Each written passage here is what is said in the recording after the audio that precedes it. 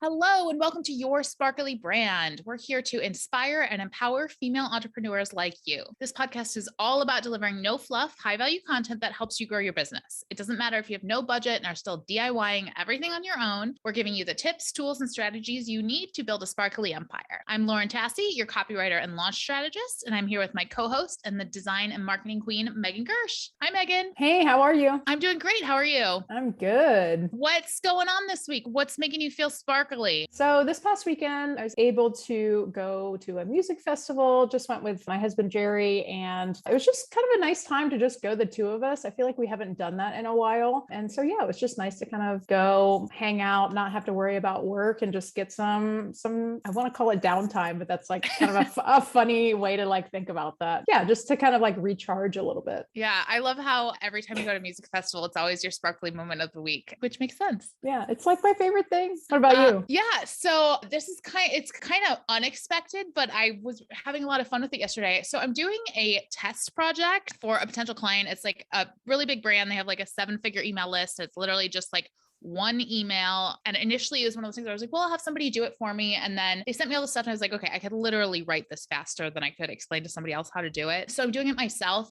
So it's a paid test project. I'm getting paid for it. I'm getting paid, my normal rate. I'm getting paid well. I'm having a lot of fun with it. I think just because one, they're super organized. They have their brand book. They have, I have plenty of resources. And then it's also like, okay, well, I'm getting paid for this. So I'm going to have extra fun for some reason. And like the pressure's off because I know they're testing other copywriters too. So I'm just like playing around with it and just sort of being like, yeah, let's go crazy. I love that. Congratulations. That's so fun. Yeah. It's nice to have fun with it, Yeah, absolutely. All right. So let's get into our episode. We are back with another Q&A. These ones are super fun for us just because we kind of get to like grab this topic and like have bite-sized conversations about things and not have to necessarily, have a whole structured episode. So let's get into some of our questions for today. So first up, are there any tips you have for restarting an inactive social media? I'm trying to gain traction on Instagram, TikTok, and my website before marketing a digital product and service. Yeah, absolutely. So I think that volume of content is going to be on your side, especially if you're coming from an inactive state. It's going to take some time of you posting, like just to kind of wake up the algorithm a bit to see that you're like posting again, that you're going to be consistent. So figuring out a posting schedule that works for your business and your life, where you can still stay consistent with like your posting, whether that means scheduling out your posts or leaving some leeway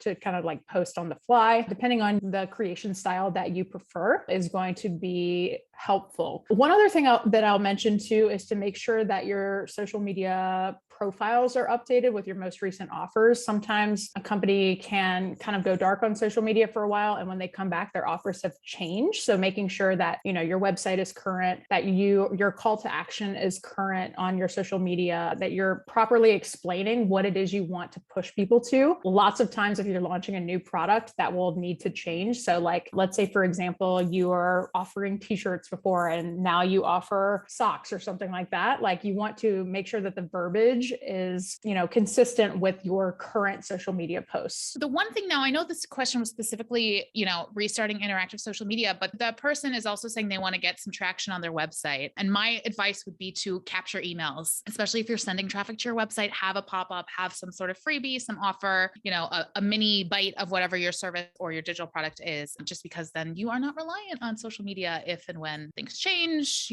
Those emails are just so much more valuable in the long run. Yeah, absolutely. Great tip. Okay, so our next question says, I have a website design business. I run Facebook lead ads for people interested in website design, including setup, domain, and hosting. And after doing digital advertising, I get leads. However, many do not respond to my calls or texts. So how do I go about responding to those leads? So 2 things are jumping out at me here. Personally, I wouldn't like a call or a text if I was on the receiving end of this. If I needed website design and I saw a Facebook ad and I was like, hey, this one seems cool, and I did, fill out a lead capture form, a call or a text would be too invasive for me. So that might be something to consider with your clients. I don't know if that's worked in the past. I don't know, what industry you're in, what niche you're in. Maybe they are, people who want to be texted a lot.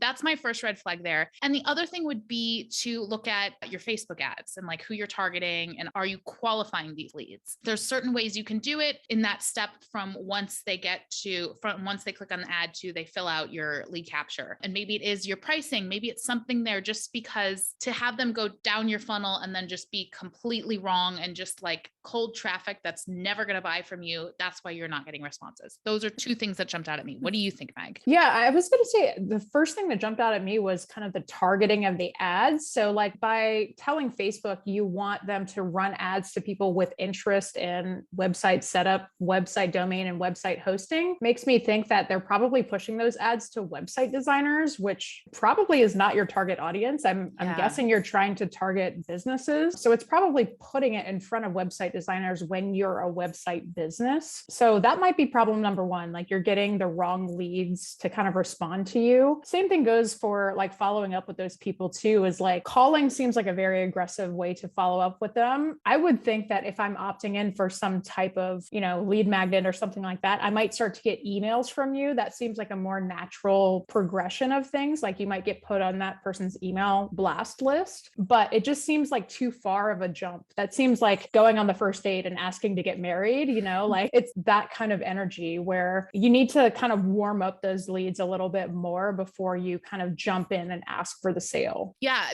And one thing to add on to your point about, emails is you could have like a nurture sequence in place if they are opting into a freebie or that kind of thing. Again, just like building a relationship without, sort of calling somebody right away or texting them, which can seem, can kind of throw up, boundaries and red flags. Yeah. I think especially for this case where you are gaining these leads through Facebook ads, like it's already kind of like a passive kind of lead generation source in a way. So yeah, it just feels very unnatural to kind of like just jump straight to the text or the call, in my opinion. Okay. So our next question, I also have no idea about this. So you will be educating me as well, Meg. How do I get an SSL on my website? Okay. So the whole purpose of an SSL is to keep your website secure. So it's very, very important if you're collecting any kind of personal data. So this could go for email addresses, credit card information, any of that kind of stuff. Usually what you can do is you can set one up through your hosting. So contact your host. Lots of hosts often will offer this as like a benefit to their hosting services. So like all you have to do is go into your hosting and activate it. It's just pretty much just like a click of a button, a little process you can go through. And again, most hosts will offer that at least for a year for free, if not indefinitely. So it's just pretty standard to come with the hosting. And yeah. So say you're using like Shopify or something. Do you think is that automatically included, or is that something that you need to go check on? Yeah, definitely. So some website hosts will automatically include it. So the way that you can check to see if your SSL is installed is basically if you type in your website into a browser window, there will be a little lock icon that displays right next to the URL of the website. So just check to make sure that there's a little lock icon there. If there's not, it'll have a little indicator that says not secure. So that's the way that you can check. Awesome. Okay, so our next question is, what do I do if my domain has expired and I want it back? So if it's expired, it's not the end of the world. It's if someone else has purchased it that you could find yourself in a tough pickle. Most hosting sites have a sort of grace period, whether that's like 30 days or 45 days. With some of mine, I know I get notifications and that kind of thing. If your domain has gone through that grace period and like then put up for auction and then bought, I think you're kind of at the mercy of having to negotiate getting that domain back, which could be expensive or impossible, depending on the person you're dealing with. Yeah, you have to be careful with that too, because there are companies out there that basically just like wait for domains to expire and they will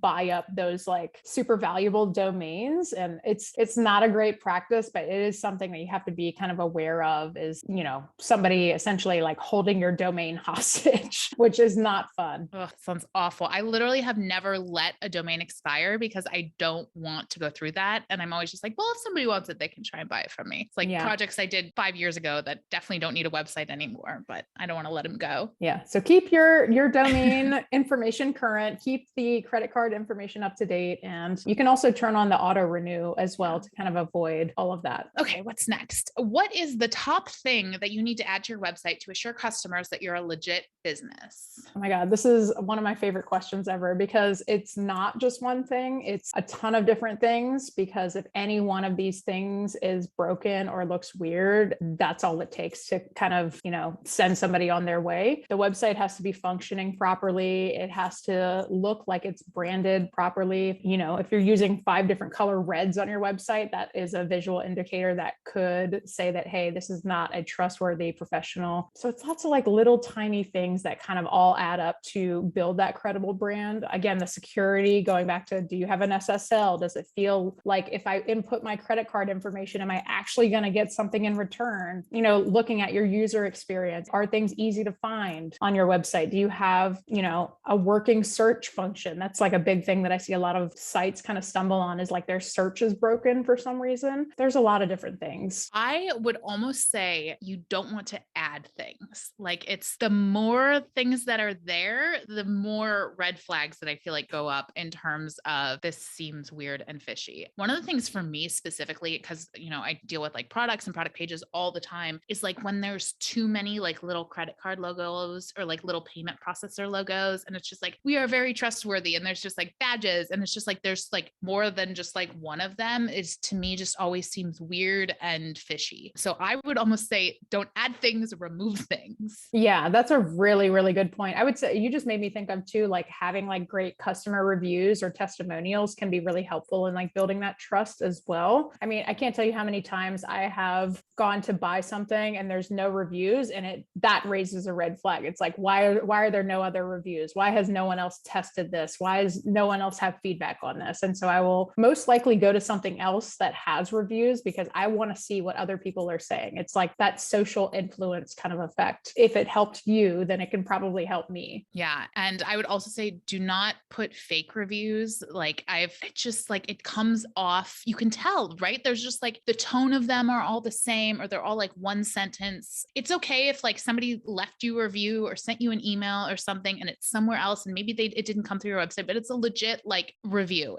I've seen it, and it like, you can just feel it. Something feels off when the reviews aren't genuine. Yeah, absolutely. Okay, so let's go to our last question here. How do I write product descriptions that sell? This is a good one for you. This is perfect. So I actually have like a free training on this, a little mini course that I will link in the show notes. But the gist of it is that you need to create an emotional connection with your buyer. It doesn't matter if you are selling socks, or you are selling candles, or you're selling, you know, $5,000 handbags, right? Depending on the price and where you're at, you need to add some sort of emotional connection into that statement, right? It's not just about, you know, the socks are made out of cotton and they have this kind of elastic and they're this color. Something that makes you stand out is that they're soft and cozy, or, you know, moisture wicking, or just something beyond just what it consists of.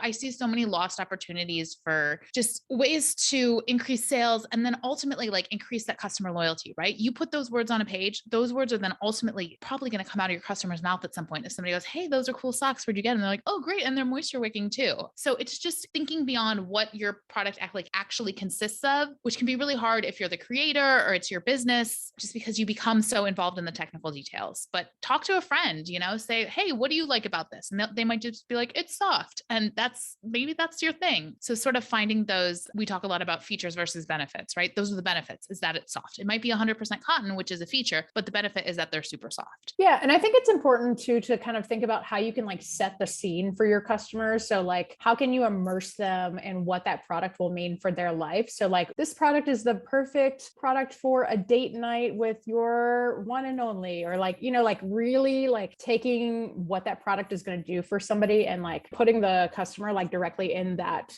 scenario, to like, so that they can imagine and they can visualize like what that's going to look like. Yeah. And that's when like knowing your ideal customer is so important, right? Is she a mom? Is she, you know, a newlywed? What are her problems? And so you can kind of, you know, maybe date night is you know, she wants to get a date night with her husband after baby. And if you can specifically speak to that, then they just sort of go, whoa, this is definitely for me. Or, oh my God, they totally get me. And that's connection is what gets people to add to cart and then check out. All right. That's all our questions we have for today. If you have a question you want to be answered on our next Q&A episode, send either of us a DM on social media, or you can email hello@yoursparklybrand.com. Thanks so much for listening. Until next time, stay sparkly.